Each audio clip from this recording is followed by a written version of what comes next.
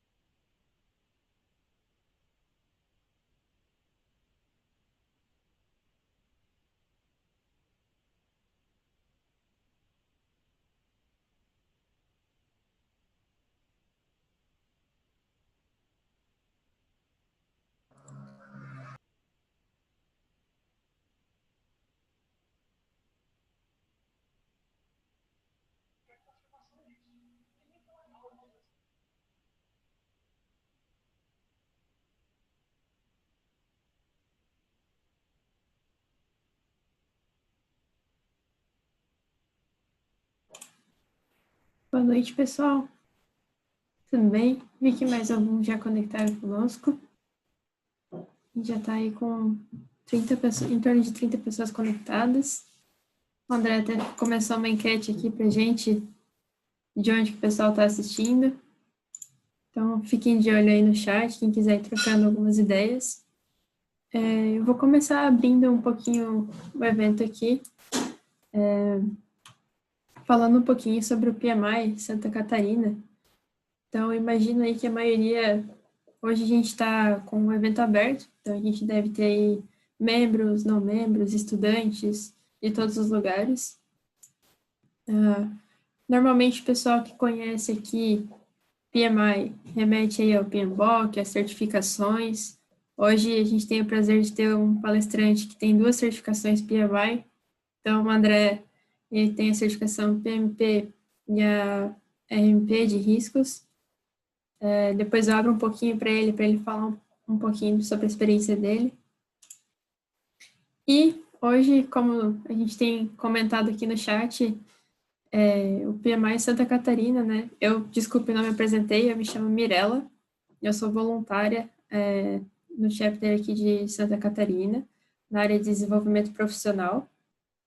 Hoje a gente tem se adaptado aí ao novo mundo pós-pandemia, e uma dessas adaptações inclui aí a gente trazer formas de conectar todos vocês de cidades diferentes, para a gente trazer algumas discussões, palestras, com certeza muito networking, né? Então, todo mês a gente faz alguns webinars, trazendo temas diferentes. Hoje a gente está trazendo aqui o André conosco. Mês passado nós falamos um pouquinho sobre a Vero. A Vero fez um webinar conosco, falou um pouquinho sobre algumas metodologias. A gente também tem alguns grupos de estudos, então, pessoal que tem interesse em obter alguma certificação, em prestar a prova, a gente tem alguns grupos de estudo, de mentoria. A gente acredita muito que, em conjunto, a gente tem muito mais a agregar. Então, a gente promove também esse tipo de encontro. A gente teve também o Safari, que aconteceu esse ano. A gente trouxe algumas empresas para colaborarem e trazer algumas experiências de metodologia, alguns casos reais. E a gente vem aí, então, tentando se conectar. Eu vou deixar no chat também o link do site do PMI Santa Catarina, para aqueles que querem entender um pouquinho melhor o que é, como funciona, que quiser acompanhar os próximos eventos. No próximo mês, a gente deve ter um webinar aí, muito provavelmente voltado para o público de filiados. Então, logo mais a gente deve também já estar divulgando. E eu vou abrir, então, agora um pouquinho para o André. O André já está conosco aqui. André, o palco é seu hoje. Deixa você se apresentar e seguir com o seu tema. Legal. Obrigado, Mirella. Boa noite, pessoal. Tudo bem? Estão me ouvindo bem aí? Tudo certinho? Tudo. Certo. Som, imagem, áudio, tudo bem. Boa noite. Beleza, boa noite. Eu queria começar agradecendo o convite do PMI Santa Catarina, né, através da Mirella, para fazer esse evento aqui com vocês. Realmente, para mim, sempre é bacana quando eu posso falar de metodologia FEL. Eu adoro a metodologia FEL, né? Trabalhei bastante tempo com ela e acredito muito nesse modelo, em termos do que eu vi de resultados de empresas que aplicam com alto grau de maturidade. E espero poder passar um pouquinho para vocês uma visão geral de como é que ela funciona. O assunto é bastante extenso, mas aqui o foco hoje vai ser discutir os princípios da metodologia FEL e explicar a cada fase o que é mais importante, para que quem não tem familiaridade possa entender bem. E acho que esse é um dos principais aspectos, assim, né? E, bom, estou muito feliz de voltar a fazer um evento com o PMI Santa Catarina. Tive a oportunidade de fazer presencial também, acho que 2 vezes, uma em Floripa, uma em Joinville. Fui voluntário do capítulo também no tempo que eu morei em Joinville e até hoje me mantenho como filiado. E para mim, falar, né, do PMI na minha carreira é muito fácil, porque eu comecei a trabalhar, deixa eu até colocar já no slide aqui, a gente já vai tocando o assunto, né? Eu sou engenheiro civil, sou aqui de Curitiba, né, formado aqui na Federal do Paraná, e comecei a trabalhar muito cedo, né, logo depois que eu saí da faculdade, com projetos industriais. Estão vendo a minha tela aí, né? Acho que está certinho. Legal. Então, que aconteceu? Eu comecei a sentir muita dificuldade nos meus primeiros projetos, porque a gente sai da faculdade de engenharia como calculista. A gente não vê gestão de contratos, a gente não vê planejamento, a gente não vê orçamento. Eu tinha uma certa bagagem já, porque eu tinha feito o curso técnico de edificações pelo antigo Cefet Paraná, hoje o TFPR, mas era muito pouco para aquilo que eu precisava para trabalhar com obras industriais. E aí eu entrei numa pós-graduação em gerenciamento de obras, também no antigo Cefet aqui de Curitiba, e lá eu descobri a gestão de projetos. Eu comecei a estudar muito, comecei a trabalhar com isso, mudei de lado, eu deixei de ser engenheiro de campo e gerente de obras para passar a ser consultor para construtoras, aplicando a gestão de projetos. E aí comecei a me envolver com PMI, me certifiquei lá em 2005 como PMP, e já participando de alguns eventos do PMI Paraná aqui naquela época, mas ainda numa comunidade muito pequena no estado e no Brasil. E depois eu morei um tempo em Joinville, 2005 a 2007, aí eu tive a oportunidade de me envolver com o PMI, né, de Santa Catarina, e como eu falei, me mantenho filiado aí até hoje. E para mim poder aplicar boa parte dessas práticas nos meus projetos foi o que me deu a diferença dos resultados que eu obtive. E a partir da hora que você começa a fazer isso, você entende bem aonde que é mais importante você focar energia, o que está faltando de crítico no teu projeto, amplia a tua visão do todo, melhora o teu planejamento. Então, tudo aquilo que eu consegui colhendo depois na minha carreira veio através da gestão de projetos e muito com base no que eu aprendi sendo membro do PMI, participando dos eventos, dos congressos, eventos online como esses aqui, trocando ideias com profissionais que são da mesma área e que passam pelas mesmas dificuldades. Então, para quem é filiado aí, parabéns, continuem participando.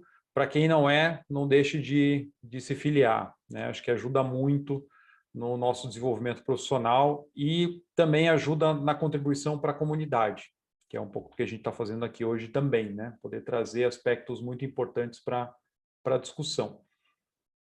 Aí tirei a certificação em gestão de riscos em 2013, é um assunto que eu gosto bastante também. E trabalhei bastante com consultoria, trabalhei em empresas, trabalhei em PMO, montei PMO, trabalhei como gerente geral de projetos. E agora, há 2 semanas, eu estou atuando na Deloitte, entrei na Deloitte na área de Capital Projects. Então, tem um desafio bem bacana aí pela frente. Que mais? Sobre esse assunto de metodologia FEL, a gente vai falar bastante aqui no evento. Como tem pouquíssimo material publicado, eu vou deixar umas referências no final da apresentação para vocês, mas até por conta disso, de várias discussões que eu acabava sendo envolvido pelo fato de ter trabalhado há alguns anos com esse método, que eu acabei criando o Capital Projects Podcast, que vocês podem encontrar em qualquer plataforma de áudio, tem no Spotify, tem no Deezer, tem na Apple, tem no Google Podcasts, dá para ouvir na web também, para quem está no computador e não tem o aplicativo. Então, lá tem 4 capítulos, 3, os episódios 2 a 4 falam especificamente da metodologia FEL, passam por aquilo que a gente vai falar hoje. E eu gravei uma série também de 4 episódios sobre o fast tracking, que é o que acontece com as empresas que tentam pular as etapas, executando etapas em paralelo. Então, quem tiver interesse também dá uma olhadinha lá. E eu tenho tido a sorte e a chance de trazer profissionais de muita experiência dentro dessa área para entrevistas. Então, tem vários temas ali que acho que muitos de vocês vão gostar. E fiquem à vontade para se conectar comigo no LinkedIn também, né? Gosto bastante de trocar ideias. Toda semana tem, né, alguém que me chama, pede alguma indicação, algum conselho, alguma coisa, né? Ou eu que estou pedindo, faço contato, uso bastante a minha rede também. Então, né, aproveitem o networking que o PMI traz para vocês também. Bom, para falar de metodologia FEL, aqui é só um slide com algumas empresas em que eu tive a chance de trabalhar, seja como consultor ou como empregado, tratando de FEL, tratando de desenvolvimento de projetos industriais. Então, é um dos métodos hoje, é o método mais usado no mundo para projetos industriais nas grandes empresas. E o interessante é que, como a gente vai ver nos princípios, o FEL ele se encaixa tanto de projetos de poucos milhares de dólares até os famosos megaprojetos de bilhões. Então, os princípios são os mesmos.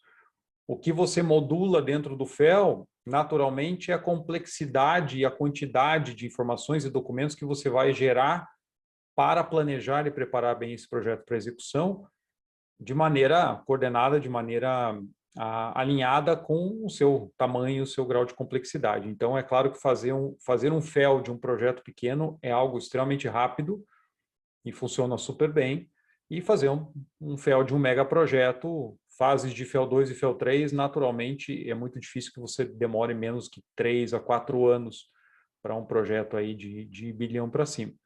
Então, tudo isso é modulável e as empresas que são bastante maduras no processo conseguem estabelecer esses patamares de utilizar, né, um modo mais simples, um modo mais completo, dependendo do tamanho do projeto. Então, essa questão da escala é bem importante, né? Numa mega empresa que uma vez eu estava dando um treinamento, um profissional levantou a mão e falou assim: André, poxa, legal, é isso que a gente tem que fazer, eu só acho que tem que ter uma divisão. Projetos mais simples não precisam disso tudo. E eu falei para ele, não, de fato, eu já avaliei projetos bem pequenos que usaram o FEL e eram muito mais simples que isso. E ele, pois é, porque, olha, na nossa carteira, eu acho que o projeto de até $1 bilhão deveria ter um processo mais rápido e mais simples, né? Aí caí na gargalhada, porque, poxa, $1 bilhão é um mega projeto de qualquer maneira, não tem como simplificar, né? Eu estava pensando em projetos de 50 mil, de 100 mil, de 1 milhão, de 5 milhões, mas é que a carteira da empresa era tão grande que projeto de bilhão já tinha virado projetinho de manutenção quase, né? Bom, vamos lá. O que é um projeto de capital dentro do enfoque que a gente vai falar aqui? Tem várias definições, eu vou trazer algumas delas aqui, mas nem sempre a gente consegue encaixar só dentro dessa cesta, vamos dizer assim, o espectro que a gente pode usar, o FEL. Então, o projeto de capital envolve normalmente a construção ou expansão de plantas ou instalações de equipamentos, tanto para produzir um novo produto, como para manter ou ampliar a capacidade de operação. Então, se nós pegarmos a definição pura e simples, são projetos que vão trazer aumento de receita, ou vai manter a capacidade de operação, ou vai tirar algum gargalo, ou seja, vai se transformar em benefício no longo prazo para a empresa. E como ela contabilmente entra como investimento de capital, então são os famosos projetos de CAPEX, algumas pessoas chamam de CAPEX, então que vem de Capital Expenditure, que é investimento de capital. Agora, tem vários outros tipos de projeto que se encaixam dentro do mesmo modelo. Então, projetos de revamp, que são projetos de modernizações, as ampliações, né, que eu já comentei, e tem a categoria de projetos de sustaining, que são projetos que você precisa fazer para suportar a operação. Então, muitas vezes, você tem projetos de âmbito ambiental, ou algum TAC com comunidade, e alguns investimentos que não necessariamente vão gerar impacto financeiro positivo, mas que você precisa fazer para poder manter a sua operação ou para não ter penalidades. Então, pode ter uma classificação um pouco diferente, dependendo da empresa e dependendo do enquadramento contábil que esse projeto caia, mas em relação ao uso da metodologia FEL, ele é exatamente igual. Então, a gente trata tudo como projeto de capital, ok? Então, só para não dar uma confusão, porque às vezes tem empresas muito grandes que têm a área de CAPEX e tem a área de sustaining, né? São carteiras diferentes de projetos, mas dá para usar o mesmo método, inclusive ele se aplica de todas as formas. E o que é, então, o famoso FEL? Né? Até quero que vocês coloquem no chat aí, por favor, né? Além da cidade de onde vocês estão nos acompanhando, que coloquem também né, se vocês têm alguma familiaridade com o FEL, se vocês já trabalharam com o FEL, né? Eu não estou conseguindo ver o chat aqui na minha tela, mas qualquer coisa a Mirella me avisa se tiver alguma pergunta, né? Pode deixar. Legal, obrigado. Então, o FEL, ele vem do front-end loading, e front-end loading não tem uma tradução direta para o português, então isso já causa uma certa dificuldade, não tem uma tradução assim, olha, FEL quer dizer tal coisa. Mas qual que é o conceito? É você trabalhar o planejamento do projeto em fases, e aqui normalmente nós estamos acostumados a ver 3 fases, e é o padrão de mercado, e é o que todas as empresas que eu conheço trabalham em 3 fases ou, né, quem não chega a fazer as 3 é porque, né, tem um processo ainda muito incipiente, tá? E normalmente pode até trabalhar com 2. E o desenvolvimento incremental em cada uma delas com pontos de tomada de decisão. Então, isso aqui é muito importante, que é o sistema de portões, né? Sistemas de portões de aprovação que a gente comentou lá tá no tema desse webinar. Cada fase vai ter produtos, documentos e planos específicos que vão ser avaliados em cada um dos portões. E essas fases, então, são conhecidas por nomes diversos. Tem empresa que chama a fase de FEL 2 de análise alternativas, outra chama de definição de escopo, tem empresa que chama de scope planning, enfim, né, tem vários nomes, mas normalmente todo mundo reconhece os famosos FEL 1, FEL 2 e FEL 3, tá? Que são as 3 fases. A gente vai passar aqui por cada uma delas, vai ficar mais claro para vocês. Agora, o FEL, o que é o FEL, né? Ele é o termo, o que o termo quer dizer? Front-end loading, né? O que é o front-end loading, então, se nós formos olhar lá no inglês? O front-end, né? Um projeto tem o seu front-end, tem o seu meio e tem o seu back-end. O front-end é o quê? É a parte anterior do projeto, é o início do projeto, é a fase de planejamento. Esse é o front-end. E o loading é a carga de definições. Então, seria algo como carregar o início do projeto, tá? Se a gente for olhar o pé da letra no inglês. E isso já traz para a gente vários conceitos que são importantes. Porque significa o quê? Que você, para ter um projeto de sucesso, precisa trabalhar muito bem na fase inicial para que você não enfrente problemas durante a execução. Ou para deixar para a execução os problemas que são da execução. Mas trazer para o planejamento tudo aquilo que você precisa definir antes. Então, esse é o princípio do FEL. O FEL significa você planejar bem o projeto e só deixar com que ele prossiga para a próxima etapa, se ele estiver bem definido, se ele estiver bem planejado. Tá? Tem uma confusão no mercado, né, que algumas pessoas confundem o FEL com o FEL Index. O que é o FEL Index? O FEL Index, ou índice FEL, ele é uma maneira de se medir a maturidade de um projeto de capital em qualquer um dos gates, que foi criado, né, isso é patenteado pela IPA, Independent Project Analysis. Eu trabalhei lá na IPA por 3 anos. E eles, como uma empresa de consultoria, eles vão nas empresas e fazem como se fosse uma auditoria, uma avaliação do projeto no gate, para gerar um relatório dizendo como está a condição do projeto, fazendo benchmarkings também de prazo, custo, com relação a outros projetos similares na indústria, e apresentam para ajudar na tomada de decisão das empresas. Tem várias consultorias que trabalham também dessa forma, mas eles criaram então um score, né, uma nota para o índice FEL, e é um método próprio deles de fazer a medição. E como eles são muito conhecidos no ramo de grandes projetos, inclusive aqui no Brasil, muita gente confunde a avaliação da maturidade da definição do projeto com o FEL, né? Ou seja, uma questão é você desenvolver bem o projeto em cada fase. É isso que a gente vai focar aqui. A outra é como é que você mede o grau de maturidade em cada portão, ok? Então, só para deixar clara essa diferença, né, que metodologia FEL e índice FEL são coisas bastante diferentes. Mas é interessante nós entendermos essa questão do índice, porque a gente acha várias publicações, inclusive, né, um dos livros que eu recomendo para quem trabalha com grandes projetos, tem esse Industrial Mega Projects aqui do Edward Merrill, que é o CEO lá da IPA, onde ele traz essas informações que estão nesses 2 gráficos que eu vou mostrar para vocês. Então, para a gente entender o gráfico, né, aqui ele está comentando só de megaprojetos, tá? Projetos acima de $1 bilhão. Só que a correlação entre a maturidade do projeto, quando ele foi aprovado, e o seu resultado final, ela é muito parecida para todos os tipos de projeto, desde projetos de algumas dezenas de milhares até projetos de vários bilhões. Então, eu trouxe essa imagem aqui que está no livro, mas ela se aplica a todo o tamanho de projeto, tá?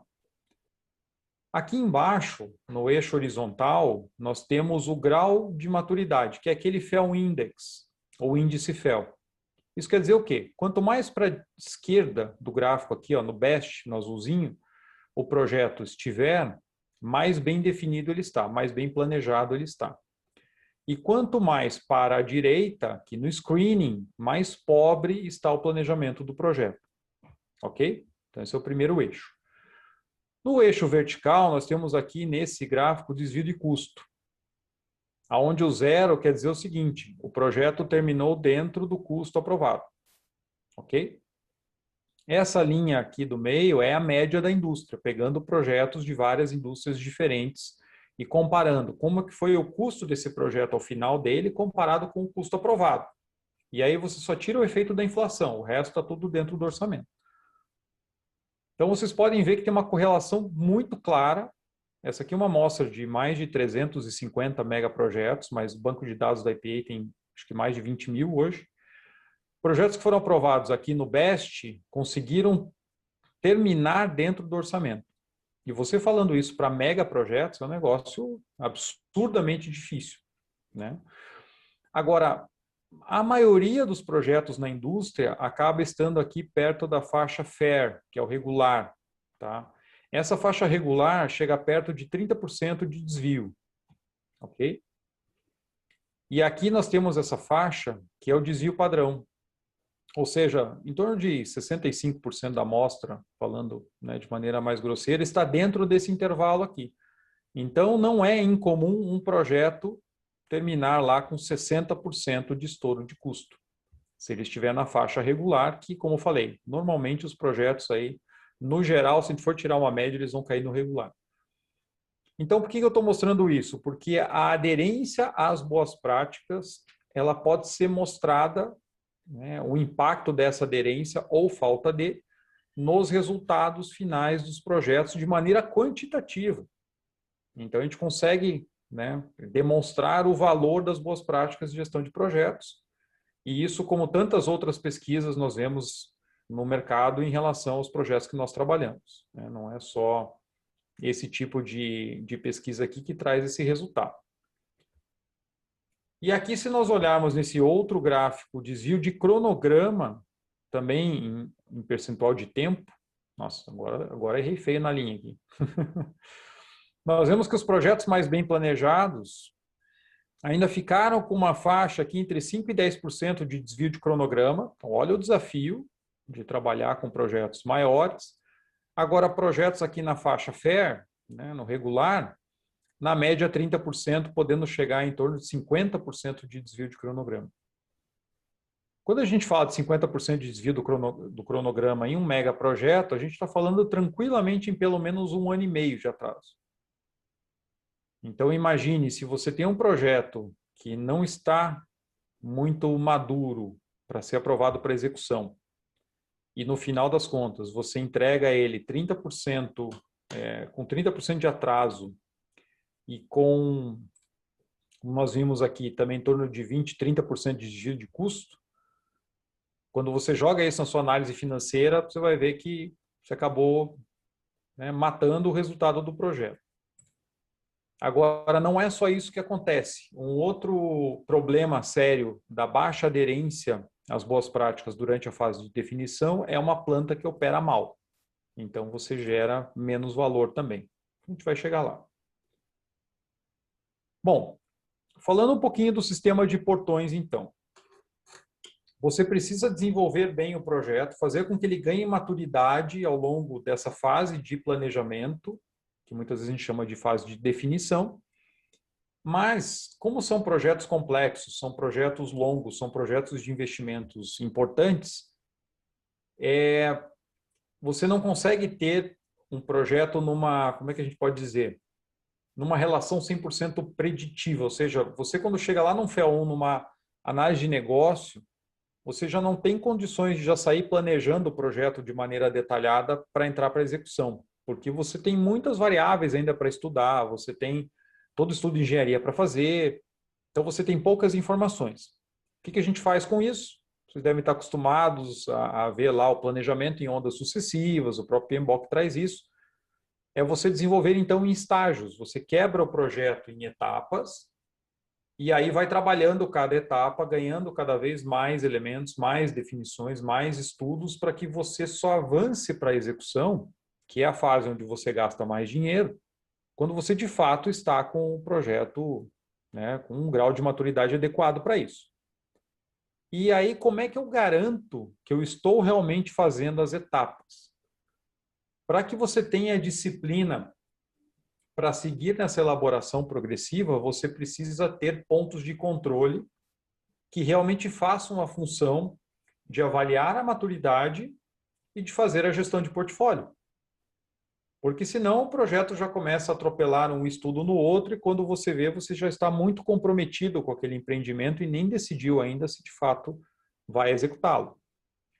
Então, o sistema de portões vai dividir o projeto em estágios e, ao final de cada estágio, você tem uma banca, você tem os investidores, enfim, você tem um comitê de avaliação que vai analisar esse projeto tecnicamente, ou com input técnico, tem uma equipe técnica que vai verificar antes para levar para os tomadores de decisão como é que está o projeto, se ele está completo, se ele tem muitos riscos, se ele tem muitos gaps.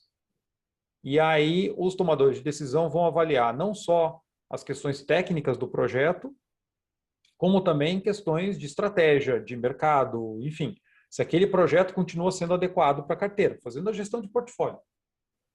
Então, você tem aí dois times, vamos dizer assim, separados. Você tem o time que está desenvolvendo o projeto para execução e você tem o negócio falando, não, espera aí, antes de você ir para a próxima fase e eu te aprovar mais verba para a próxima fase, eu preciso ver se o projeto está indo bem, se ele fez tudo o que ele deveria fazer dentro desse estágio.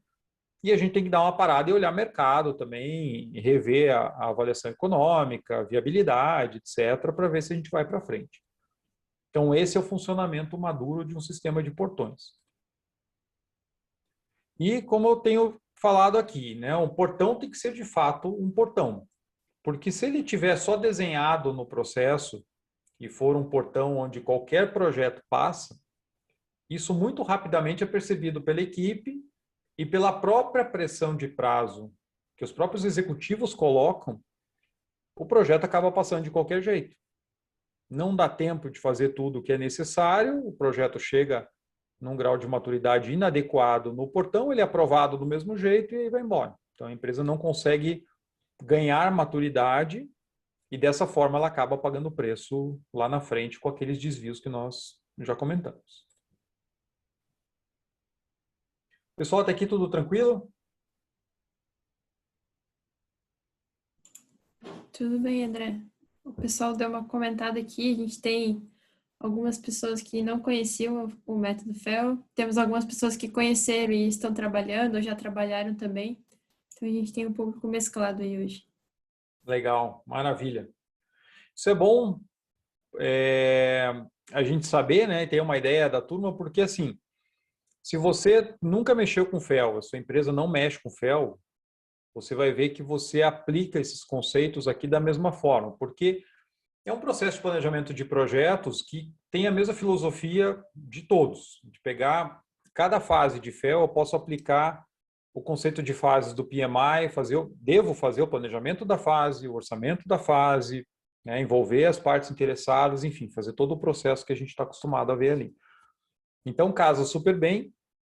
O próprio Construction Extension do PMI tem um capítulo que fala sobre FEL, mas acho que 2, 3 parágrafos só, e é perfeitamente aderente. Então, se você não trabalha diretamente com isso, não se preocupe, que você vai ver que tem vários conceitos aqui que vão ser importantes também para você. E principalmente porque eu falo bastante para as turmas, assim, a gente está trabalhando numa pirâmide invertida, começando da ponta, que está se equilibrando no chão e indo, né, para a base que está de ponta cabeça. Porque a cada etapa eu venho de baixo para cima. Então, eu saio com uma necessidade do negócio, dali eu vou evoluir para um business case, dali eu vou evoluir para um FEL 2, que tem engenharia conceitual, vou para o FEL 3 e vou para a execução. Então, se lá embaixo eu não tratar os problemas do projeto, né, aqueles que são necessários que sejam verificados durante a fase de definição, quando eu chego lá em cima, nessa pirâmide invertida, eu tenho um impacto gigantesco dessas mudanças. Então, aquele gráfico de risco, impacto de mudança, que a gente está bem acostumado a ver, ele se mostra perfeito aqui no FEL. Como é que surgiu a metodologia FEL? Essa é uma questão que é meio, assim, é difícil, não tem uma certidão de nascimento, ninguém é dono da metodologia FEL, isso é outra questão, né, confusa de mercado, mas assim, tem duas vertentes aí que eu mais vi nesses anos todos.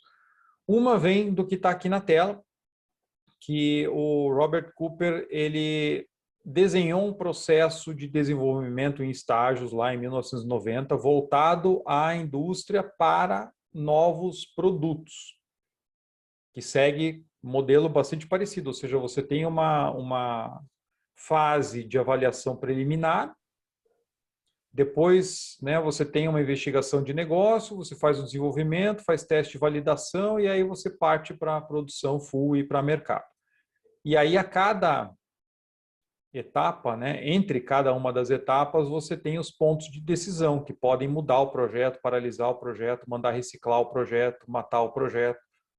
Enfim, você tem os gates aqui para poder fazer essa função. E isso acabou sendo adaptado pela indústria para fazer o desenvolvimento de projetos de engenharia. Então, essa é uma das vertentes, que foi inspirado, então, no desenvolvimento de novos produtos para, né, depois usado para novos projetos. E o novo produto não deixa de ser um projeto, né? A outra corrente fala o seguinte, que métodos parecidos de desenvolvimento de projetos já começaram a aparecer em torno da década de 1960, na indústria americana, e que naturalmente foi sendo desenvolvido em paralelo por algumas empresas, e na década de 1970, a DuPont cunhou o termo front-end loading. Então, a primeira empresa a usar o termo front-end loading foi a DuPont. Mas, então não existe uma certeza em relação a isso. Tem gente que fala assim, é o FEL da IPA, né, que eu comentei com vocês da Independent Project Analysis. Não, o que eles criaram foi o índice FEL. Eles foram na indústria e viram que, poxa, a maioria das empresas está usando esses processos aqui, então vamos medir processos versus resultado, vamos ver o que mais impacta e vamos avaliar esses que são mais importantes. A própria DuPont, né, que é muito conhecida na aplicação do FEL, não reivindica, até onde eu sei, essa suposta criação. Então, existe esse pensamento de que acabou surgindo naturalmente no mercado e depois ela foi sendo aperfeiçoada, né, ao longo das décadas para chegar no que ela chegou hoje. O que tem lógica nessa questão? Se a gente olhar como é o FEL hoje, o FEL 1, FEL 2 e FEL 3, ele segue naturalmente o ciclo de um projeto de engenharia. Então não é difícil imaginar que ele tenha surgido em paralelo em empresas diferentes. Por quê? A fase de FEL 1 é a fase de business case. É definição de oportunidade de negócio, análise do negócio. Então, todo projeto, em teoria, deveria começar por aí, né? Ou começa por aí. Na fase de FEL 2, para quem é da área de engenharia, FEL 2 é a fase de engenharia conceitual. Tá? Não é só isso, a gente vai falar, mas basicamente gira em torno da conceitual. E no FEL 3 é engenharia básica. Então, separar nessas três etapas faz muito sentido, porque uma etapa é de negócio, duas etapas de engenharia. Então, né, dá para a gente ver que naturalmente pode ter surgido realmente aí em empresas diferentes ao mesmo tempo. E depois que você tem o portão final de aprovação, que é o portão de FEL 3, na fase de execução não entra só a construção, mas entra também a engenharia detalhada. Ok? Porque se em cada gate você tem a chance de matar o projeto porque ele não está viável, não está maduro, não está interessante, você não vai sair desenvolvendo engenharia detalhada para depois matar o projeto. Não faz sentido.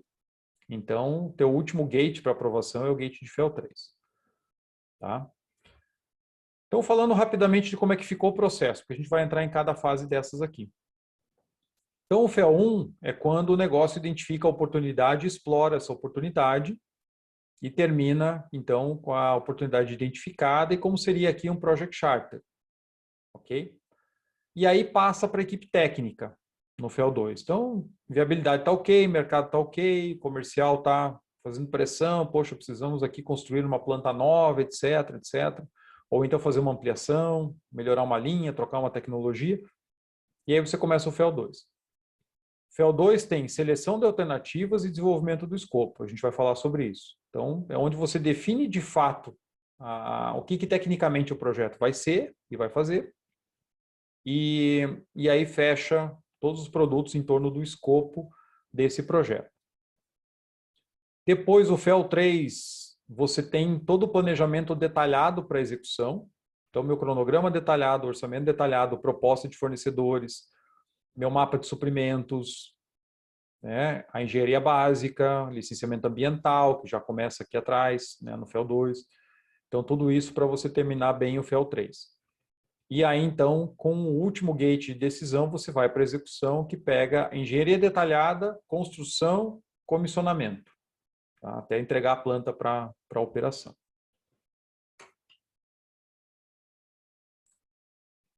Então, vamos falar um pouquinho de cada uma das fases. O FEL1 é onde o negócio define a demanda ou o objetivo.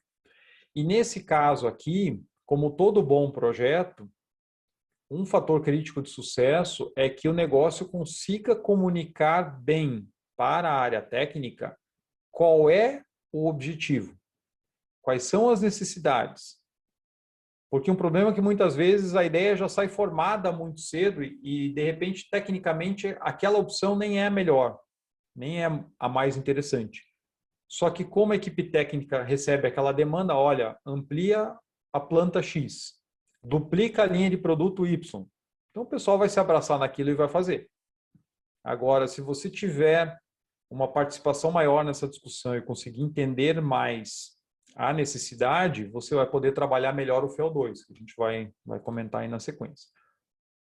Um dos focos principais do FEL1 é a viabilidade, então você, claro, define a necessidade, mas aqui você tem que ter um feijão com arroz, ou seja, eu sei que eu estou precisando aumentar a produção do produto X e eu sei que eu consigo fazer isso se eu duplicar a linha de produção, ok? Então, assim, vamos fazer as contas com informações ainda de FEL1, ou seja, uma análise paramétrica, uma análise por analogia, e vou definir prazo, custo aqui, vejo o mercado, preço do produto, preço do insumo, estimo o valor de implantação e aí eu tenho a minha viabilidade, ok? Com as informações que você tem no FEL1. Então, você define uma certa estratégia no FEL1 para poder fazer o estudo de viabilidade, mas não significa que ela vai ser mantida até o final. E aí, dependendo, então, do tamanho e complexidade do projeto, pode demandar uma fase extensa de P&D até que você chegue ao final do FEL1. Então, se você vai trabalhar com uma nova tecnologia, vai trazer um fornecedor novo para o Brasil que nunca atuou aqui, se você trabalha na área de óleo e gás, se você trabalha na área de mineração, ou seja, até você descobrir um campo exploratório, fazer ensaios, extrações, etc., então, isso leva muito tempo até que você comprove que técnica e economicamente aquele projeto é viável. Então, aqui a gente vai falar de quando chega a demanda aprovada já pelo negócio para a equipe técnica, é a passagem do FEL1 para o FEL2. Mas tem projetos que ficam nessa fase de P&D por muitos anos, dependendo da complexidade. Um projeto grande de mineração pode ficar 5, 6, 10, 15 anos só nessa fase de FEL1, com estudos, com campanhas, etc. Com estudo de tecnologia, para depois chegar ao momento que ele finalmente está viável para começar o seu desenvolvimento. E olha que interessante que liga com uma boa gestão de portfólio.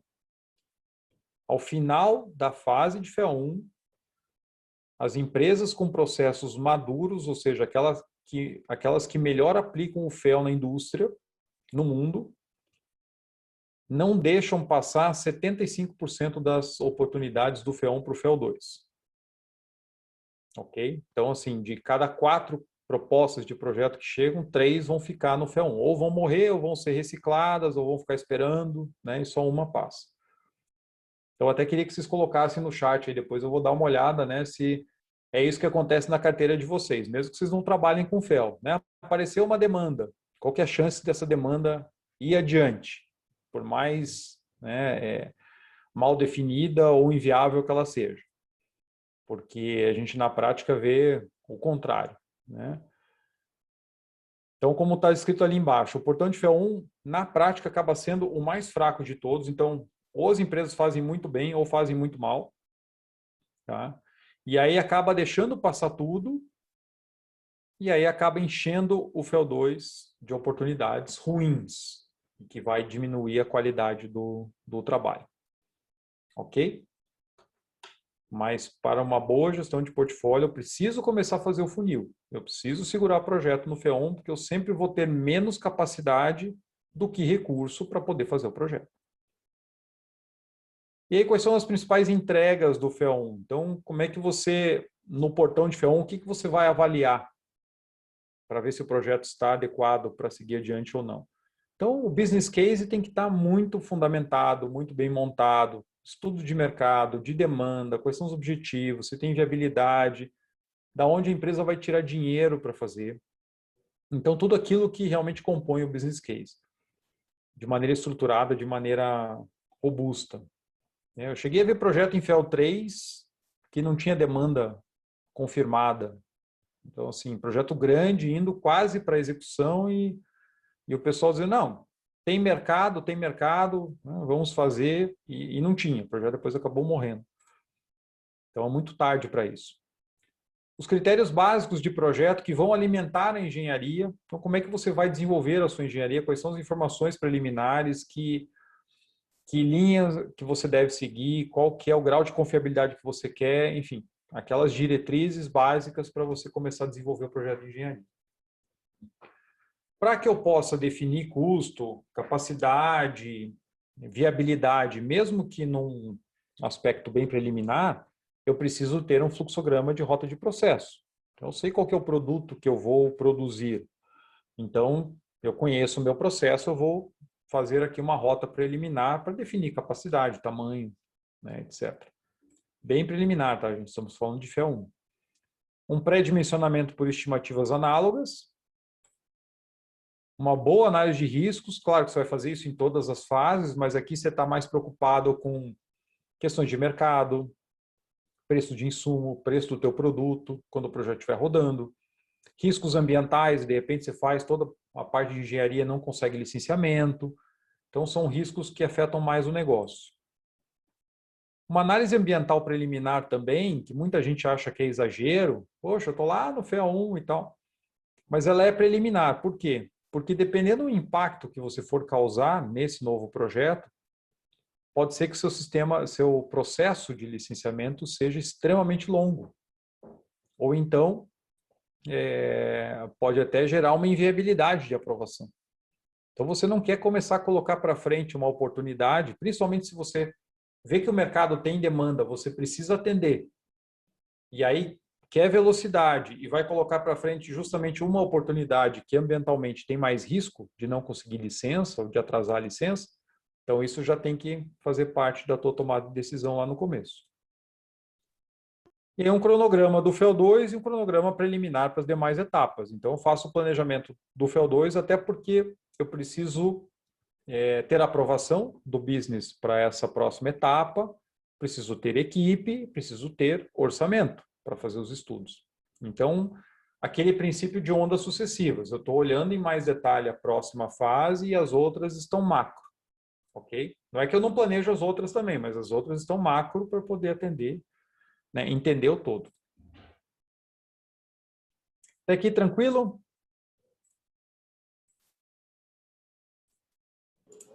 Tudo certo, André. Por enquanto, o pessoal concordou com você aqui no chat que dessa mortalidade, digamos assim, né, no FEL1, em torno aí de 25%.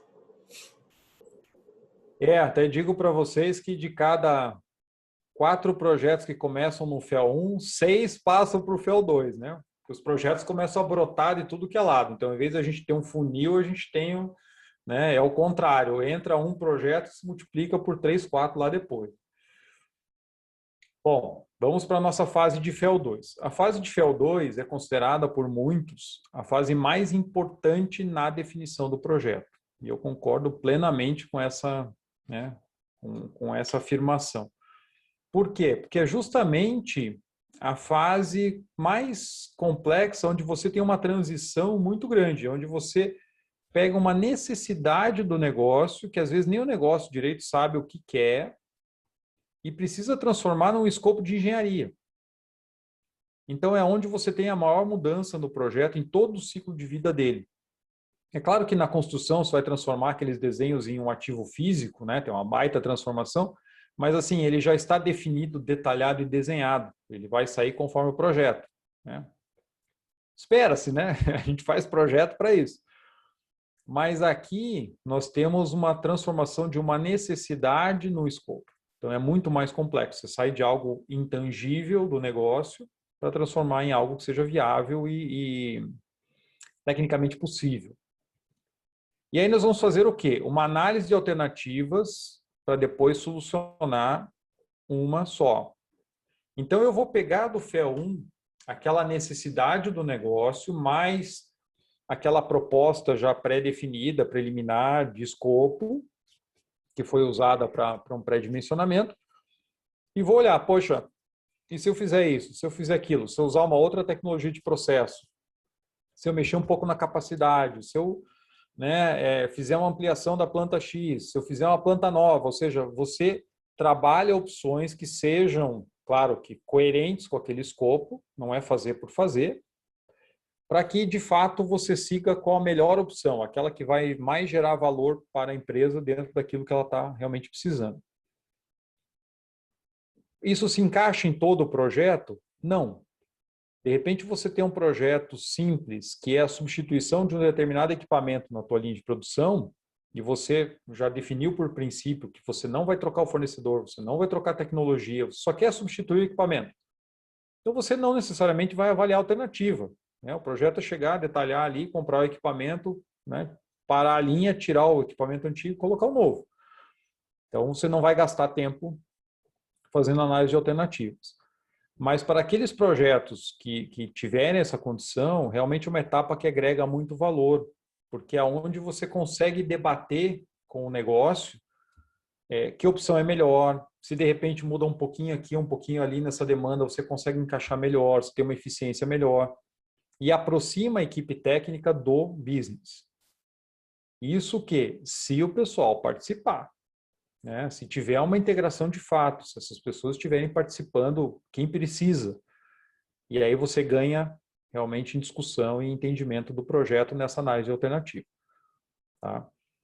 E essas alternativas podem ser várias. Podem ser alternativas, como eu falei, de tecnologia de processo, pode ser de capacidade, pode ser de espaço físico, pode ser de locação do projeto, pode ser que uma parte do projeto está bem definida.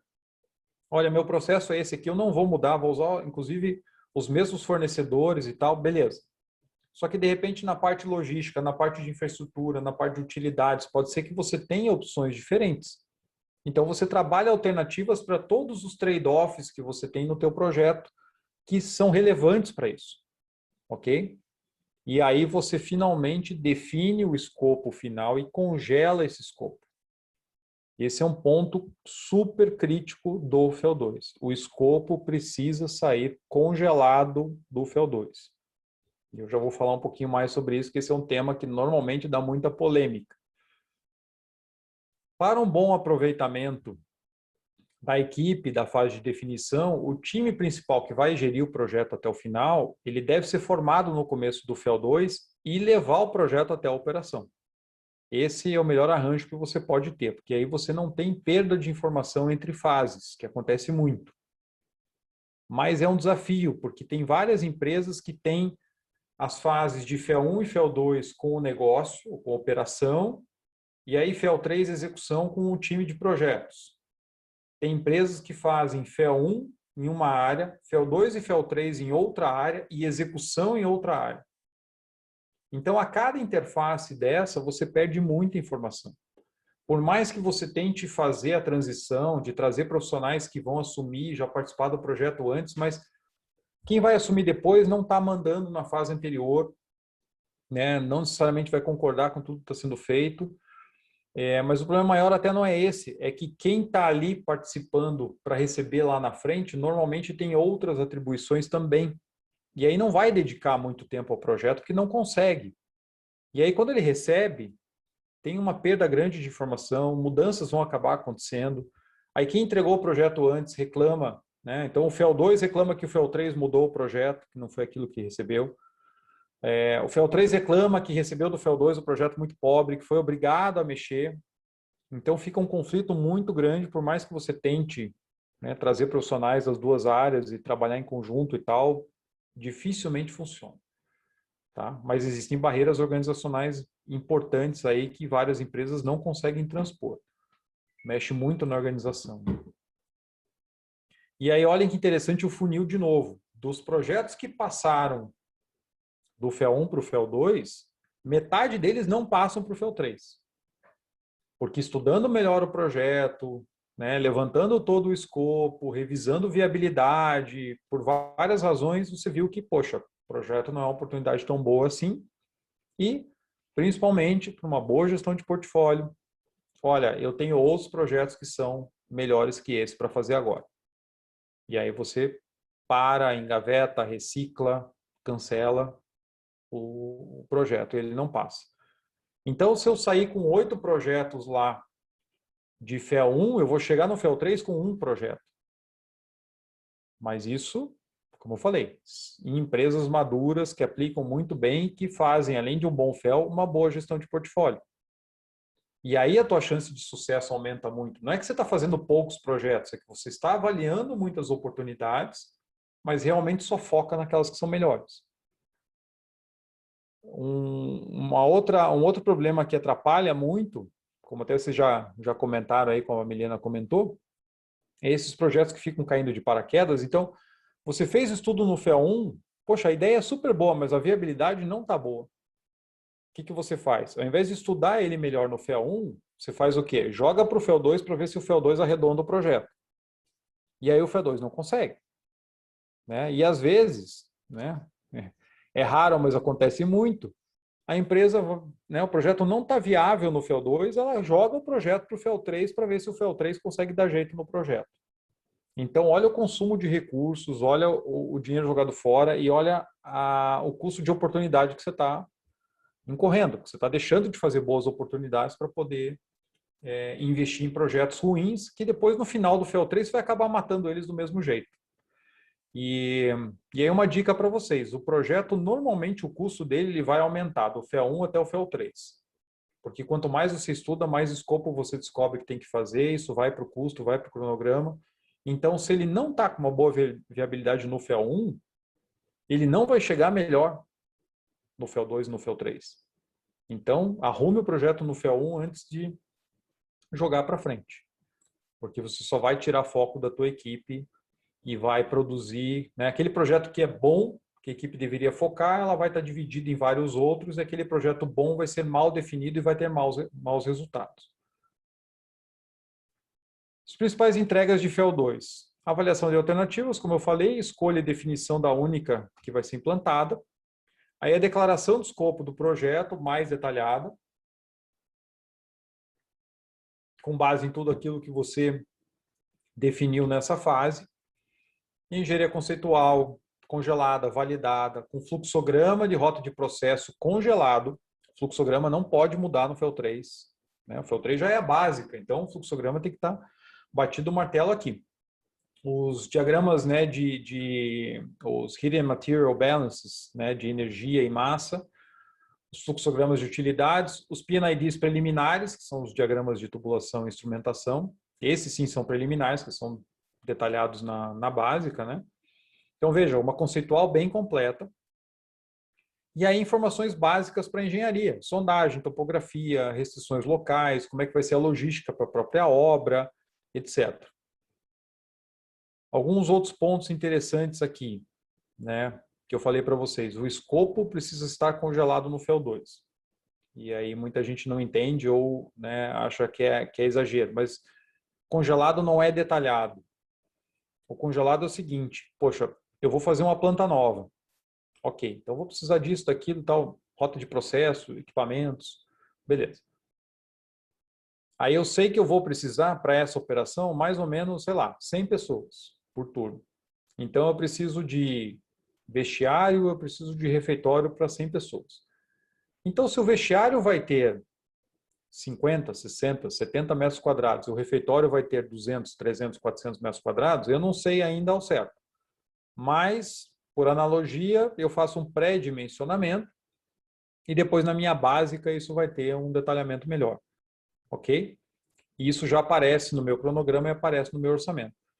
O que eu não posso é lá no FEL 3 descobrir que eu preciso de um vestiário e de um refeitório. Então, esse é o conceito do escopo congelado. Você já identificou tudo que o projeto vai precisar na conceitual, no FEL 2. Ok? Só que em nível preliminar, em nível de conceitual. Mas está tudo identificado. Por que isso é importante? Porque muitas empresas, a partir da hora que definem a rota de processo, já jogam o projeto para o básico. E aí, pegando um número qualquer, um projeto que está custando no FEL 2 100 milhões, porque está baseado na rota de processo, quando chega no final do FEL 3 está custando 150, 180, porque a informação de FEL 2 era muito pobre para fazer um bom orçamento. Então, você tem que considerar o conhecimento do escopo que você tem e, claro, para cada fase você tem uma variação de custo esperada. Então, a contingência que você vai ter no FEL 2, na tua estimativa de custo, é bem diferente da contingência de FEL 3. Tá? Então, no FEL 2 é bem maior. Licenciamento ambiental em andamento. Para grandes projetos, para que você consiga chegar no final do FEL 3 com a tua licença de instalação emitida, você vai precisar dar entrada para a LP, para a licença prévia, no FEL 2. Ok? Para dar tempo. Então, no FEL 2, você já deve ter protocolado para a LP. E aí você já começa a fazer o planejamento preliminar desse handover para a operação. Tem vários aspectos que são importantes aí, vocês devem ter visto também lá no AWP, né, no evento passado, que na verdade a sequência da minha execução depende da sequência da minha entrega da planta, dos sistemas que vão rodar primeiro, e daí eu venho de trás para frente com os pacotes de construção, de suprimentos e de engenharia. E um plano de aquisições preliminar, identificando os principais pacotes aí do projeto para que você possa começar já a detalhar isso e estimar. E aí no FEL 3 eu vou para o planejamento detalhado da execução, né? Então, de fato, ter o planejamento da obra, né? E deixar ela pronta.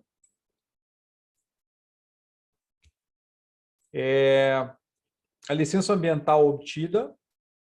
Então, como eu falei para vocês, para projetos grandes, você vai ter o protocolo da LP no FEL 2, vai receber a LP no começo do FEL 3, vai ajustar o seu projeto, a sua engenharia, as suas informações, e daí protocola para ele ir no FEL 3.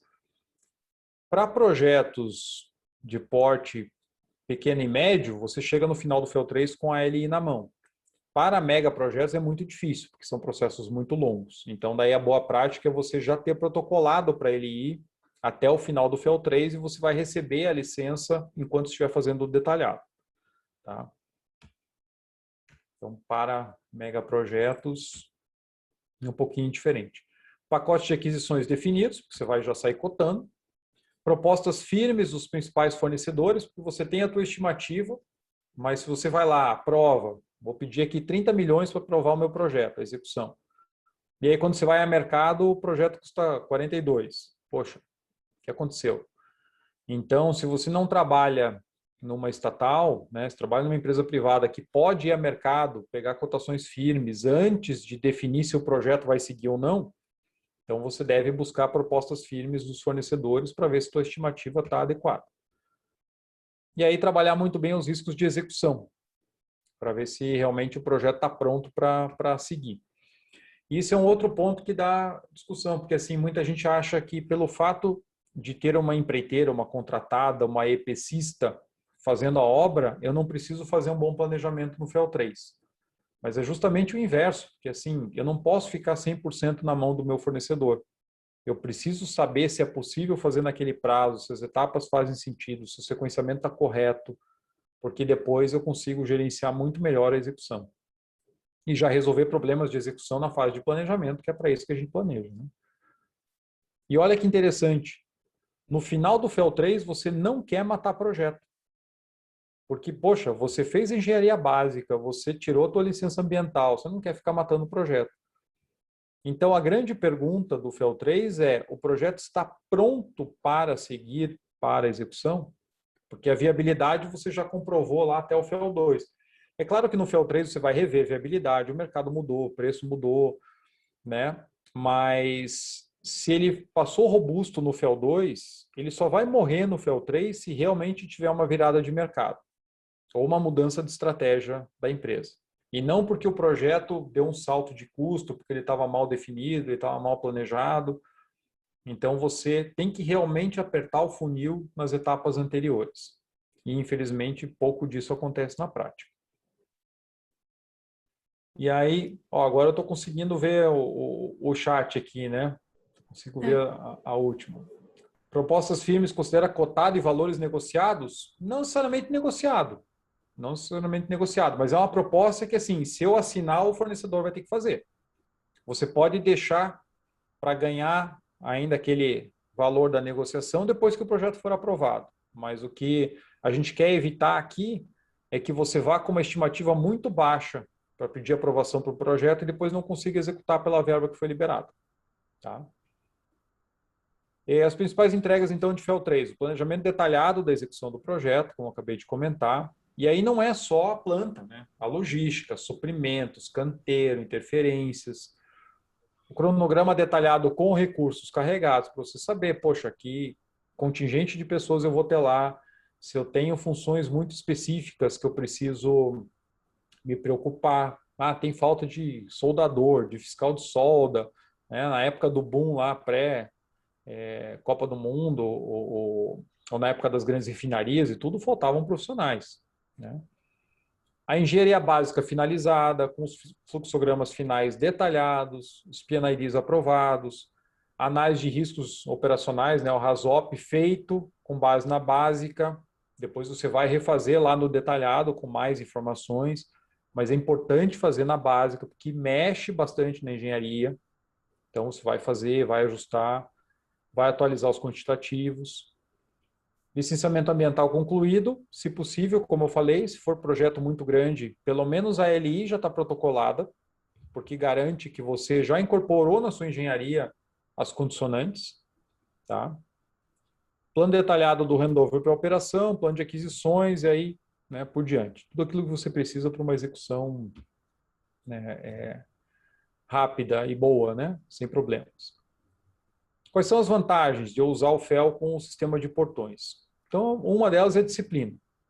Eu vou seguir o processo e os portões garantem que eu estou seguindo. Porque se o projeto chegar lá pobre, ele não passa.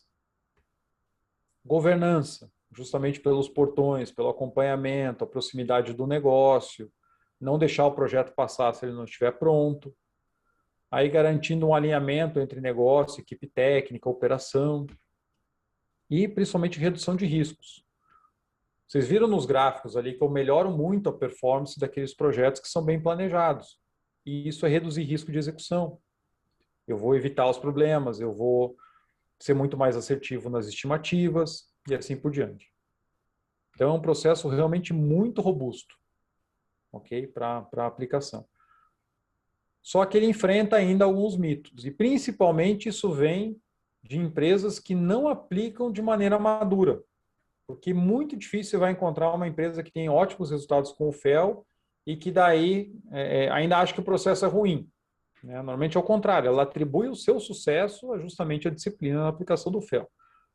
Então tem muita gente que fala que é burocrático, é lento, só serve para projeto muito grande, ou então não serve no grande, só serve para pequeno. Né? Quem está com o pequeno fala que só serve para o grande, quem está com o grande fala que só serve para o pequeno. Que só funciona em grandes empresas, né, o que não é verdade, que só funciona fora do Brasil, que não é verdade. É só uma lista de entregas, né, os famosos deliverables, então é um Ctrl+C, Ctrl+V, eu tenho que fazer plano disso. Vou lá, pego do projeto anterior, troco o nome, entrego. Né? Então eu tenho que cumprir o checklist. O pessoal não está muito preocupado em planejar o projeto, e sim produzir os documentos. Aplica só para engenharia. Não, a gente falou aí, meio ambiente, tem comunidade, tem negócio, tem comercial, tem operações. Se eu uso o FEL, eu não posso usar Ágil, não posso usar o Lean, não posso usar o AWP, né? Não posso usar o PMBOK, e não é por aí, porque assim, apesar da gente chamar de metodologia FEL, o FEL não é uma metodologia, né? O FEL ele é um framework, ele é um processo de gestão de portfólio que envolve a parte técnica também. Então, você dentro de cada fase pode aplicar o que for melhor. E conceitos do tipo Lean, do tipo ágil, né, o AWP, você vai usar ao longo de todas as fases. Então, ela é perfeitamente compatível com o que você imaginar, né? O importante é você não quebrar a filosofia das etapas que eu comentei com vocês.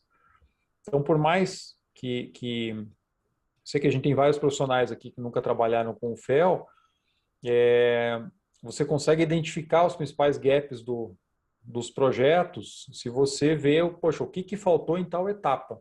Então, se eu estou aqui quase para executar e tem uma definição de escopo que está indefinida, poxa, isso aí era coisa lá do FEL 2 que já deveria estar resolvida. Okay? E o que mais traz fracasso? Indisciplina. Então, infelizmente, tem muitas empresas que falam que usam o FEL, mas não fazem bem, e daí acaba gerando aqueles mitos, né? Ah, é muito burocrático, é lento e não funciona. A falta de governança que leva à indisciplina. Se eu sei que eu vou chegar no gate e vou passar, então não é que eu não quero fazer, eu não tenho tempo, não tenho recurso, não tenho equipe, o negócio está me impressionando, então eu vou, encerro, faço o melhor que eu posso, mas o projeto não está pronto para passar para a próxima fase, mas ele passa, que não tem governança, né? Ou a governança muito falha. Falta de participação dos demais envolvidos, então o projeto muitas vezes fica muito restrito à área de engenharia, e aí não houve muitas operações, que é quem vai receber. Ignora partes ambientais, comunidades, suprimentos, tudo aquilo que envolve fazer um bom projeto. Falta de equipe, que acho que só aconteceu comigo, acho que com vocês, né? Todos os projetos tiveram recursos ilimitados, ainda mais quando a gente tem aquele funil invertido, onde os projetos se multiplicam dentro das fases, ao invés de reduzirem, falta gente. Aquelas entregas feitas por obrigação para cumprir checklist, em vez de realmente seguir a filosofia. E um outro ponto importante também é a troca de equipe depois do FEL 1. Como eu falei para vocês, muita informação vai ser perdida aí nessa troca. E para, né, completar os fatores de fracasso, tem o famoso fast crashing, né, o fast tracking. O que é o fast tracking? É você tentar pular as fases de FEL para começar logo a execução. Só que pensa bem, tudo aquilo que vem antes da execução é justamente para reduzir o risco da execução. E aí você vai e pula essas etapas para entrar na execução de maneira mais rápida, e aí o pessoal coloca esse nome bonito de fast tracking, mas na verdade isso não é um fast tracking, né? Você está realmente condenando o projeto ao fracasso. Então, você faz um FEL 2 super incompleto, na correria, define só processo, não fecha todo o escopo, o projeto salta de valor lá no FEL 3, você já está começando a comprar equipamento e tudo para ser rápido e fazer terraplenagem, se é que você conseguiu tirar a licença com pouca informação. E aí depois o custo subindo demais no FEL 3, porque o FEL 2 foi mal feito, aí vem a demanda para sair cortando escopo, você está partindo para construção e está cortando escopo, e aí você reduz o CAPEX na machadada, para depois, durante a detalhada, descobrir que aquele escopo que você cortou, você tem que colocar de novo. Mas aí tem outro ponto. Por análise de casos reais, cada escopo cortado no FEL 3, que depois tem que aparecer de novo no detalhamento, ele volta custando pelo menos 3 vezes mais do que o valor que ele estava no FEL 3. Então aí o projeto vai virando aquela bola de neve, termina atrasado, termina custando mais, e termina tendo o principal problema desse tipo de projeto, que é uma má operação. Eu já vi plantas operando a 30, 35, 40, 46, 50% da capacidade depois de 1 ou 2 anos de entrar em operação. Então, isso não tem muita lógica, porque se você faz o ativo para gerar resultado através da produção que ele vai te dar, por que eu vou querer afetar essa operação e ainda fazer com que o projeto custe mais caro e leve mais tempo? Então, também vários estudos mostram que projetos que fizeram o FEL mais bem feito levaram mais tempo no FEL do que aqueles que não fizeram, tiveram uma execução bem mais rápida, porque aí os problemas não aconteceram, né? Não problemas de engenharia, escopo, né? Acontecem problemas de obra. Então, eles terminam muito antes, no ciclo de vida inteiro, FEL mais execução, eles são mais curtos do que os projetos supostos fast tracking, com a diferença que entregam plantas operando praticamente a 100%. Enquanto no fast tracking você vai ver com muita frequência produções aí 30, 40, 50, 60% abaixo do planejado. E aí entram os famosos projetos para consertar projetos. A empresa botando mais dinheiro naquele ativo para tentar resolver os gargalos que não foram resolvidos antes. Então você gasta N vezes mais e tantos casos que se você for refazer a análise econômica depois, era melhor não ter feito o projeto. Tá? Os projetos Band-Aids, né? O Eric perguntou ali de bibliografia, olha só, timing perfeito, hein? Vou deixar aqui 3 referências para vocês. Esses 2 aqui são em inglês, tá? Mas são os melhores materiais. O livro de megaprojetos é o melhor que eu conheço, que fala sobre o FEL. Para quem trabalha com projetos muito menores, né, talvez ele fique um pouco a mais, mas para quem trabalha com projetos aí de, sei lá, 50, 100 milhões para cima, vale muito a pena, por mais que ele seja voltado a megaprojetos, porque ele fala muito essa filosofia do FEL e traz muitos cases de projetos grandes que acontecem também nos projetos pequenos. Né? Eu vi em todas as escalas. Então, ele é bem interessante, só que ele é em inglês, só tem em inglês, tá? Do Edward Merrill, que tem aqueles gráficos que eu mostrei no começo.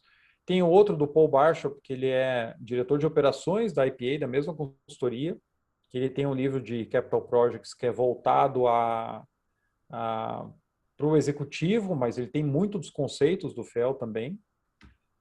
E tem um professor Darcy Prado, consultor também, que chama Gerenciamento de Projetos de Capital, da editora Falcone. Esse aqui eu tive o prazer, ele me convidou para escrever a apresentação do livro. O Darcy tem muita experiência. O primeiro livro de gestão de projetos que eu li na vida foi um livro dele. Então depois foi muito honrado quando fui trabalhar lá em BH, passei 4 anos lá, de poder me encontrar com ele e depois ele me convidar para escrever a apresentação. E aí também, mas a gente abrir aqui para perguntas. Então, para projetos menores, Eric, você pode ver o do Prado, tem, né, material. Mas assim, em termos de conceito, e aí também por ter muita discussão, né, muita dúvida, acho que eu falei lá no começo, né, acabei lançando há 3 meses o Capital Projects Podcast, que está nas principais plataformas aí, entrando mais a fundo no FEL. Já falei ali um pouco de Lean, de licenciamento ambiental, de práticas de contratação, e tô seguindo aí com as gravações. Então, é grátis, fiquem à vontade, né? Tem sido bem bacana, um projeto divertido de fazer, né? Entrar nesse mundo do conteúdo em áudio. E a gente vai ter, esqueci de falar antes, né?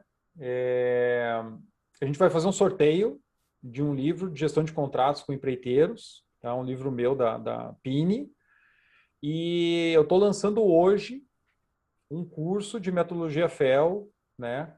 Entrando mais em detalhes, isso que a gente falou aqui, são 4 encontros à noite.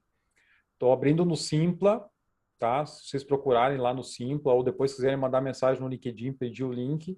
Estou abrindo, né, com exclusividade aqui de lançamento no evento. E tem as primeiras 10 vagas, tem um baita descontão lá. Então, quem tiver interesse aí de entrar mais a fundo, aproveite que tá, olha, é a primeira turma que eu estou lançando aberta, eu tenho dado esse módulo na pós de engenharia de planejamento da PUC Minas, e estou abrindo agora um curso para, né, como tem muita demanda sobre esse tema, eu vejo pelo podcast, o pessoal sempre me perguntando, estou abrindo um curso lá no Simples. Gente, meu e-mail está aí, meu LinkedIn está aí, fica à vontade para me adicionar, e agora acho que a gente vai para as perguntas, né? Vamos lá, vamos lá.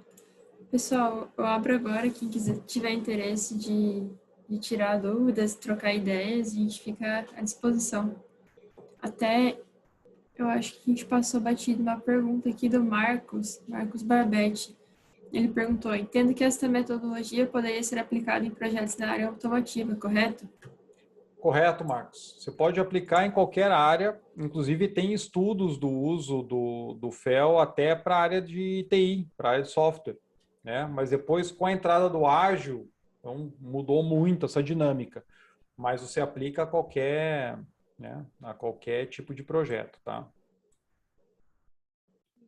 Eu, particularmente, né, até falando um pouquinho por mim, né? Eu também não conhecia o que era exatamente o FEL, então para mim foi esclarecedor. Mas é como você comentou, às vezes a gente pode até não conhecer, mas vivencia, né? Usa coisas muito parecidas. Então, acabei conseguindo ver semelhanças aí no dia a dia também.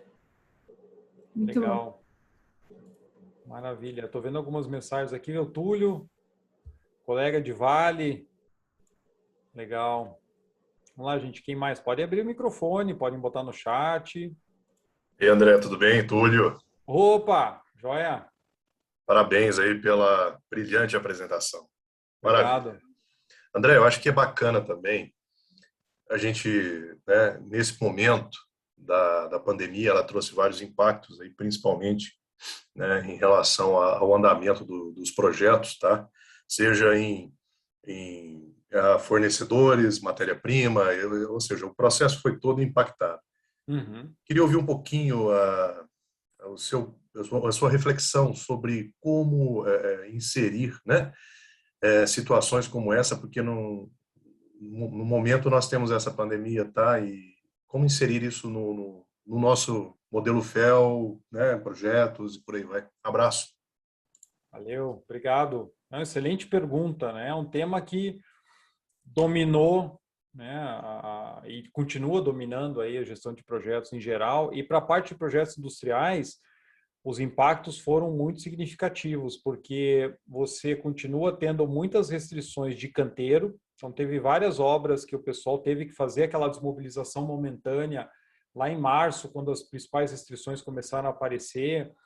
As obrigações de exames, aumento do custo de transporte, porque daí a ocupação tem que ser menor, os cuidados de canteiro. Eu estava fazendo obra industrial até no ano passado, a gente dobrou o tamanho de canteiro, deu uma espaçada nos contratos, deixou contratada para entrar mais tarde e tal, para diminuir o movimento no canteiro.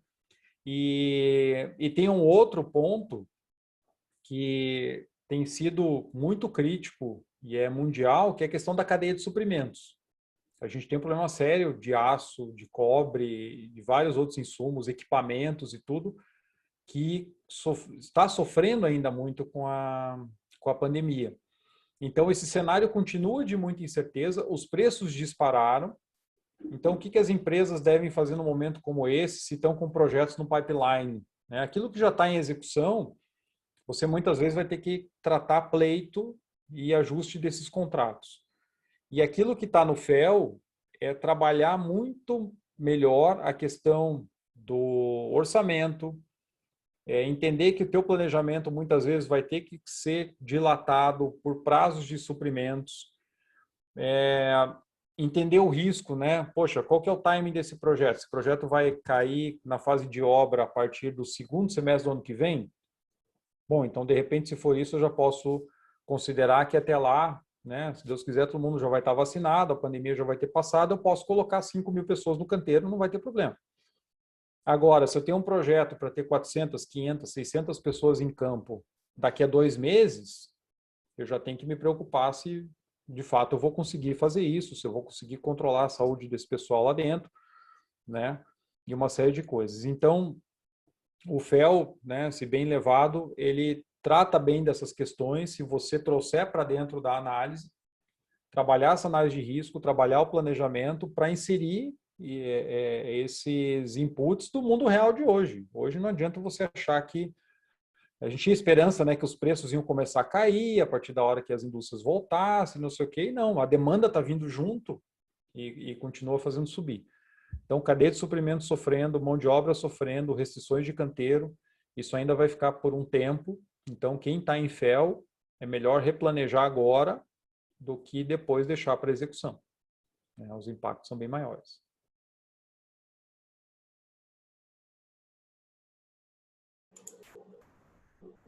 Mais alguém tem alguma dúvida, pessoal? Algum comentário? Opa, boa noite. Boa noite, João. Tudo bem? Boa noite. Bom, André, parabéns pelo trabalho, cara. Eu acompanhei todo o podcast, estou curtindo bastante. Eu sou da construção civil e eu queria entender um conceitozinho na nossa área.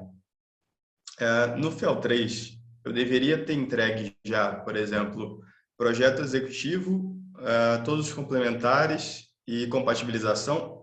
Ou é uma coisa que você pensa pós FEL3 na execução? boa pergunta. Aí na civil varia um pouco, porque vários projetos você não vai precisar de um nível de detalhamento muito maior quando você for para execução. Então, muitas vezes, quando eu trabalhava, né, com esse tipo de projeto, até recentemente, né, a gente acabava quebrando nas etapas de conceito e executivo, né? Claro que você tinha um intermediário ali, você tinha o conceitual da arquitetura, daí você tinha o projeto arquitetônico básico e depois partia para o executivo. Mas quando ia para os complementares, aí ia numa tacada só. Já fazia o estrutural, elétrico, hidráulico, tudo junto, porque você não precisa fazer um preliminar, né? Você não vai fazer um P&ID preliminar para depois ter o detalhado, mais isométrico e tal. Então, você acaba fazendo uma tacada só. Então, nesses casos, você pode, de repente, trabalhar em duas fases. Uma fase de conceito, né? Você já tem alguns orçamentos preliminares ali e tudo, e depois você parte direto para todo o conjunto de projetos.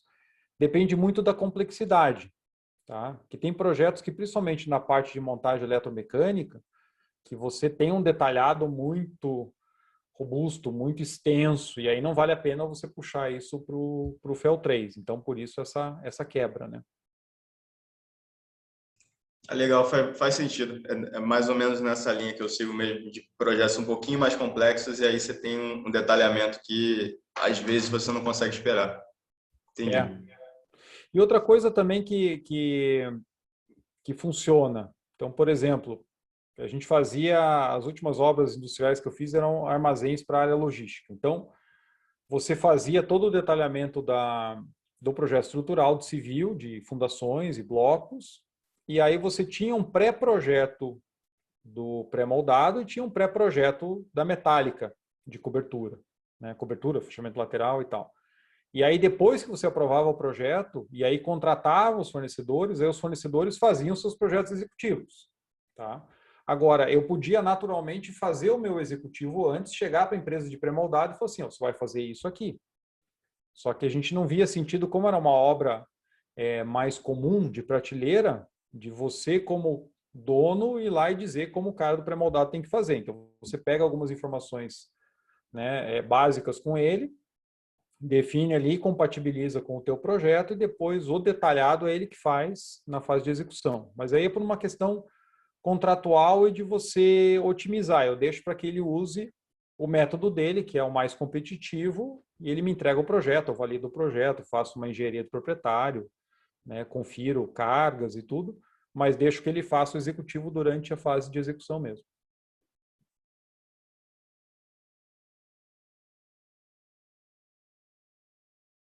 Legal? O que mais?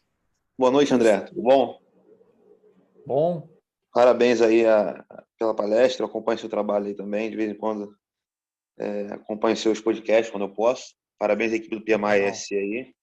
Esse dia atrás eu estava lendo seu projeto, eu vi um conceito que eles chamam de Transaction Costs, que eles até atrelam a questão da gestão de portfólios, né? Você conseguir reduzir isso, por exemplo, trabalhando fornecedor e tudo mais, né? E eu consegui, como se fosse transpor isso daí para transaction times, né?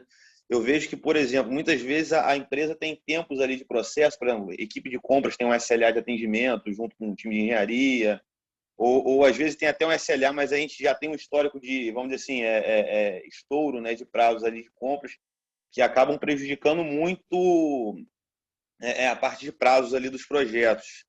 E realmente existe uma pressão, às vezes, do corpo executivo para, quando você apresenta um cronograma, emagrecer aquele cronograma de maneira, vamos dizer assim, forçada e precipitada, né? Então, assim, eu acho que é importante, né, no caso do FEL, até você já conseguir deixar bem claro ali aqueles tempos de transação, né? Tempos de compras ali que já são, às vezes, conhecidos, né? E isso, às vezes, acaba prejudicando muito. Eu e meu time lá, às vezes, a gente sofre muito, por exemplo, com compras. Não que por uma questão até de ineficiência, às vezes é sobrecarga realmente, mas, Uhum. enfim, né? É uma coisa interessante, né? Porque às vezes o executivo não enxerga, né? E é um sofrimento para quem está lá embaixo. É. Mas é só um comentário aí e de repente você tem até algo a complementar com a sua experiência. Um abraço. Parabéns. Valeu, obrigado. Não, é bem isso, o pessoal fica pensando muito na questão da obra e fala, coloca mais gente, coloca mais um turno e não sei o que e tal, mas assim, é o processo inteiro. É fazer uma boa engenharia, ter o pessoal de meio ambiente envolvido, suprimentos. Então, assim, é preciso trabalhar de maneira conjunta.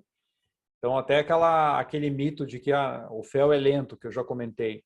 Ele é lento se você tiver, né, a estrutura muito em silos, você tem as partes que não se conversam, você tem, né, uma parte que não entende o prazo da outra, você tem projeto que é retrabalhado muitas vezes, até porque o próprio negócio não sabe direito o que precisa, chega no gate imaturo, volta. Então, se você seguir certinho, né, e tiver uma boa integração de todas as partes, o FEL ele é super eficiente, ele é super rápido, né, mas precisa do envolvimento de todo mundo. Legal. Perfeito. Não, até aquela questão da equipe de prontidão operacional, né, que foi falado esses dias atrás num dos seus podcasts, né? É bem bacana essa visão.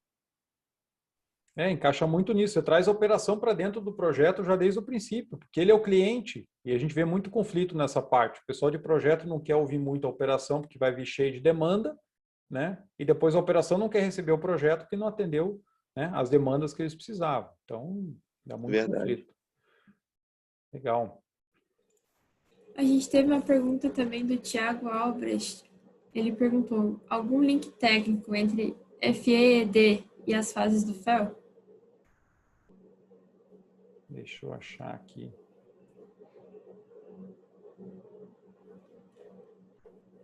Tá mais para o final ou mais para o começo? Mais pro finalzinho.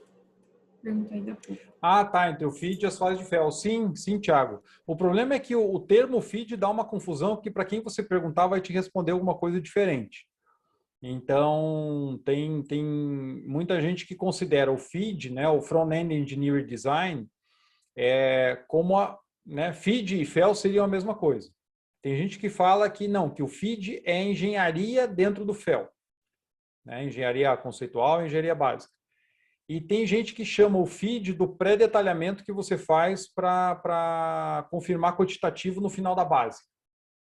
Então, tem muito rolo, né? Se você olhar lá fora, é conceitual e básica, né? E a básica vem com quantitativo e tudo, então tem uma certa indefinição no mercado em relação a esses termos. Mas se for pegar, o principal conceito, pelo menos que eu sigo, é que assim, o feed e o FEL são exatamente a mesma coisa.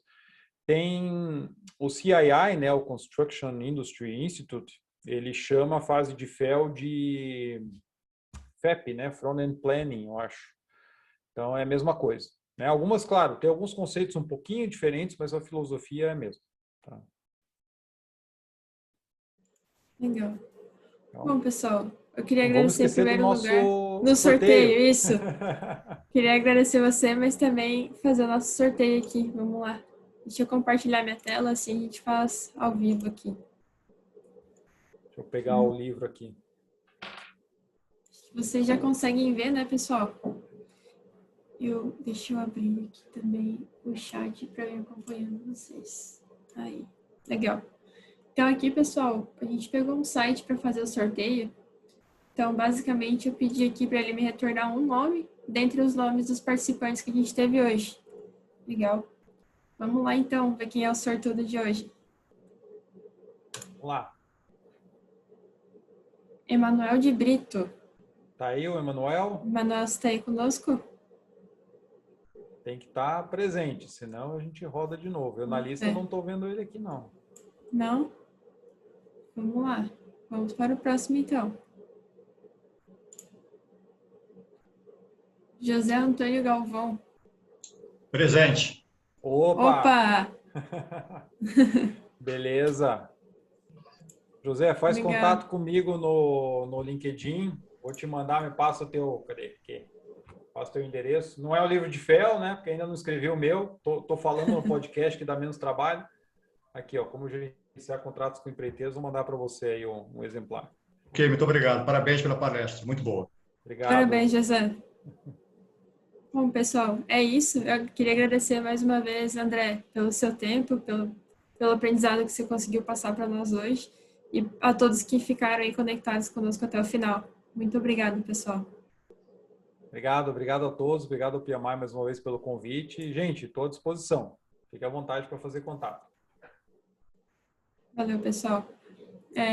José, eu entro em contato com você, passo também o seu e-mail que eu tenho aqui do seu login, passo para o André para a gente fazer essa entrega do prêmio. Muito obrigado. Muito obrigado. Beleza? Valeu. Uma boa noite, pessoal. Tchau, pessoal. Muito obrigado. Obrigado, boa noite.